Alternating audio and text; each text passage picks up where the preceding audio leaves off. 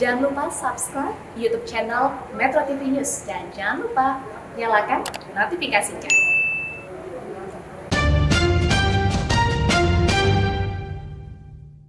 Perasaan gembira sekaligus masgul dirasakan masyarakat pada saat Indonesia mengangkat Piala Thomas di Denmark kemarin.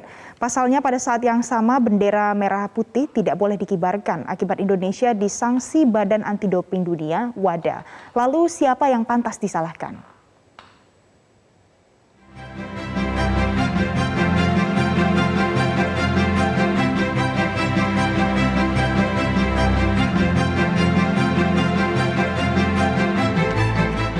Smash keras Jonathan Christie mengarah ke sisi kanan Li Shifeng. Tunggal kedua Tiongkok ini berusaha keras untuk menahan, namun gagal. Jojo melompat ke girangan sambil menggepalkan tangan. Sejurus kemudian, tim Thomas Cup Indonesia menghabur ke tengah lapangan untuk memberi pelukan ke Jonathan Christie sekaligus melakukan selebrasi kemenangan telak 3-0 atas tim kuat Tiongkok.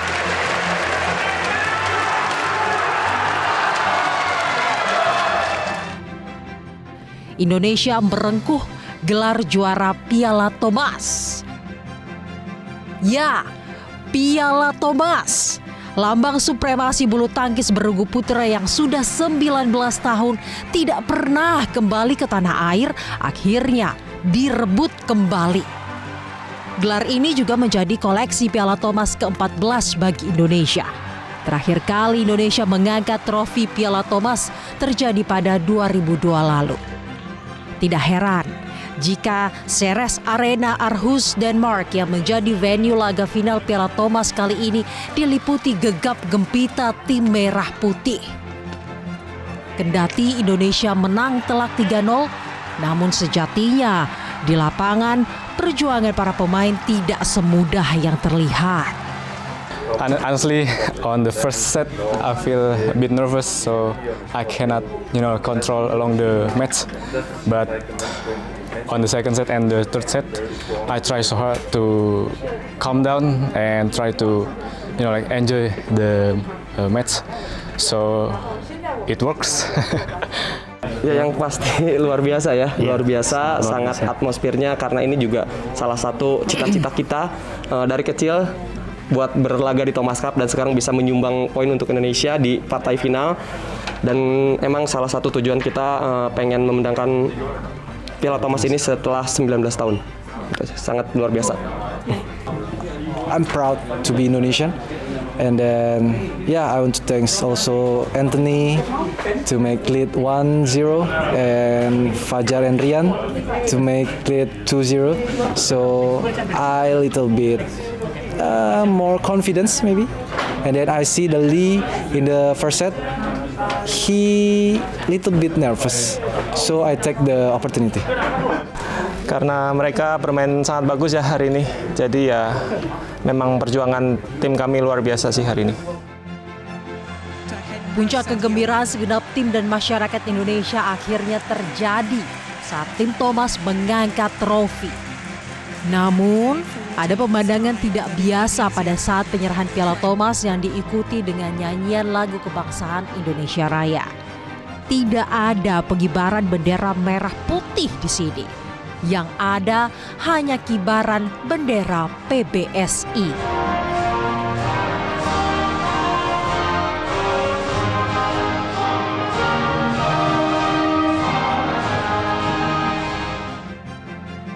Insiden ini terjadi karena ada sanksi dari Badan Doping Dunia (WADA) kepada Badan Doping Indonesia (LADI). Badan Anti Doping Dunia (WADA) pada 7 Oktober lalu menjatuhkan sanksi bagi Indonesia karena dinilai tidak mematuhi standar anti doping. Bentuk sanksinya, atlet-atlet Indonesia tidak bisa mengibarkan bendera merah putih pada ajang internasional, termasuk Piala Thomas. Menteri Pemuda dan Olahraga Zainuddin Amali dan atas nama LADI pun meminta maaf. Ini mewakili LADI dan disampaikan permohonan maaf dari LADI kepada seluruh masyarakat Indonesia, khususnya kepada Bapak Presiden. Saya kira juga saya mohon maaf terhadap kejadian yang membuat kita semua jadi tidak enak, tidak nyaman, ya. Harusnya kita menikmati kegembiraan dengan Piala Thomas yang kembali kepada pangkuan kita setelah 2 dekade. Tetapi kegembiraan itu berkurang karena kita tidak bisa menyaksikan bendera merah putih dikibarkan. Nah, atas kejadian itu tentu di samping Ladi sudah meminta maaf, saya juga mohon maaf pada seluruh rakyat Indonesia. Dan kita akan serius menangani ini, dan pihak-pihak yang nanti terindikasi menjadi penyebab dari kejadian ini tentu harus juga bisa mempertanggungjawabkan itu. Atlet-atlet Indonesia masih dibayangi sanksi WADA pada event-event olahraga selanjutnya. Dalam waktu dekat ada SEA Games Vietnam 2021 dan Asian Games Hangzhou 2022, serta sejumlah agenda olahraga lainnya. Sanksi lainnya adalah Indonesia dilarang sebagai tuan rumah event olahraga internasional. Sebelumnya, Menpora Zainuddin Ali sempat optimistis WADA tidak akan memberlakukan sanksi pada Indonesia. Pemerintah bersama Lembaga Anti Doping Indonesia atau LADI telah mengirim surat klarifikasi ke WADA. Menpora menyebut teguran dari WADA terjadi karena Indonesia tidak mengikuti tes doping plan yang dibuat pada 2020 yang diakibatkan oleh berhentinya kegiatan olahraga akibat pandemi COVID-19. Hal itulah yang menjadikan tes doping Indonesia tidak sesuai rencana. Itu sudah direspon oleh LADI, tetapi mungkin WADA menganggap bahwa respon dari LADI itu belum memadai untuk membuat mereka memahami situasi yang dialami oleh Indonesia. Itulah kemudian pada tanggal 7 kemarin, 7 Oktober, WADA menyampaikan posisi kita, posisi yang tidak patuh terhadap TDP yang kita sudah rencanakan.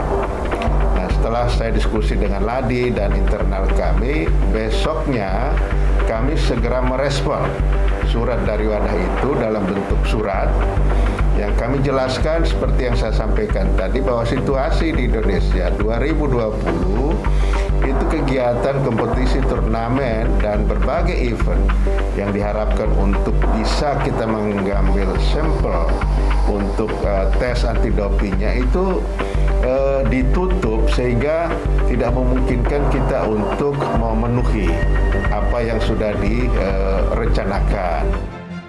Sebelumnya LADI berencana mengambil 300 tes doping pada 2021. Namun saat ini capaian maksimum tes doping di kuarter pertama dan kedua baru 72 sampel. WADA telah mengirimkan pernyataan ketidakpatuhan sejak 15 September 2021 dan memberi tenggat selama 21 hari setelah tanggal penerimaan pemberitahuan resmi untuk membantah pernyataan ketidakpatuhan WADA. Namun Indonesia tidak membantah pernyataan tentang ketidakpatuhan. Karena tidak ada bantahan itulah Indonesia dianggap menerima keputusan tersebut. Yang bisa kami sampaikan garis besar adalah pertama permasalahan dalam logistik. Logistik dalam artian pada waktu itu kami order untuk alat pengambilan doping, namun beberapa bulan itu kosong.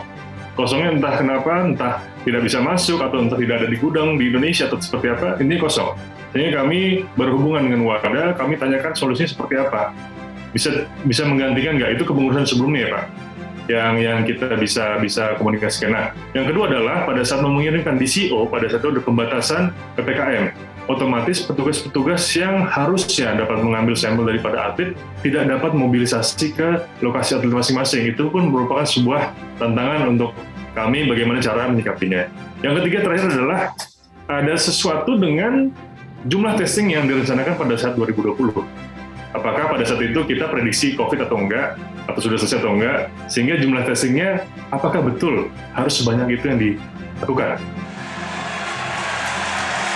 Sanksi pun tetap dijatuhkan saat tim Piala Thomas Indonesia tidak diperbolehkan mengibarkan bendera merah putih saat seremoni penyerahan trofi. Tak heran jika Menpora pun tergopoh-gopoh membentuk tim yang dipimpin langsung Ketum NOC Raja Sabta Oktohari untuk menyelesaikan masalah ini. insya Allah besok seperti disampaikan tadi kami akan berangkat ke pertemuan Kongres ANOC di Yunani. Setelah itu kita akan datang ke kantor IOC di Lausanne untuk menjelaskan bahwa pemerintah telah mengambil langkah yaitu membentuk tim kerja percepatan penyelesaian sanksi WADA agar bisa memberikan keyakinan bahwa kita sangat serius dalam menyelesaikan semua pending matter ini dan memberikan keyakinan agar kesalahan-kesalahan yang telah terjadi itu tidak terulang lagi. Menpora pantas cemas, sebab dalam waktu dekat Indonesia dijadwalkan menjadi tuan rumah Indonesia Masters, Indonesia Terbuka, BWF World Tour Finals, kejuaraan basket Asia, dan World Superbike 2021 dan MotoGP 2022. Akan menjadi kerugian besar bagi citra Indonesia jika ajang prestisius itu gagal digelar karena ada sanksi dari Badan Anti Doping Dunia.